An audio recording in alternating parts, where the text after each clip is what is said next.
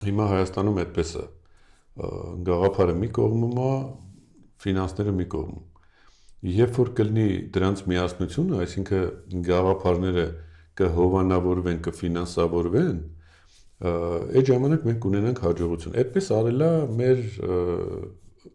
մեր զուգահեռ ազգերից մեկը, որ ինչ որ պահի, երբ որ իրանք բազմաթիվ խնդիրներ ունեին, հավաքվեցին ու որոշեցին, որ պետք է ստեղծել մի գաղափար, եւ այդ գաղափարը պետք է ֆինանսավորվի այդ մեծահարուստների կողմից, ու սկսեցին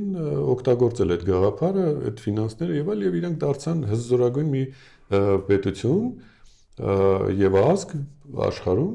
որից մենք անընդհատ ուզում ենք համեմատվել, սովորել, բան եւ այլն։ Հիմա բարեբախտաբար մեր կողմից, մեր քաղաքական ուժի կողմից եւ ակտիվ մասնակցությամբ մենք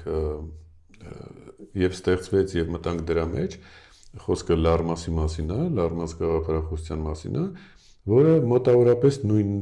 բանը ունի եւ եթե Լարմասը կարողանա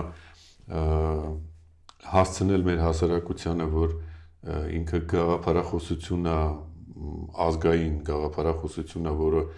մեզ միավորելու է, մեր ներուժը աշխարհով մեկ միավորելու է, ոչ թե կուսակցական շահերի շուրջ, այլ գաղափարի շուրջ։ Ցավոք սրտի նրա հիմնադիրը Գերման Լալայան, այդ գաղափարի հիմնադիրը մեր հետ չի այսօր, բայց այդ գաղափարախոսությունը կա եւ այդ գաղափարախոսությունը պետք է տանել առաջ։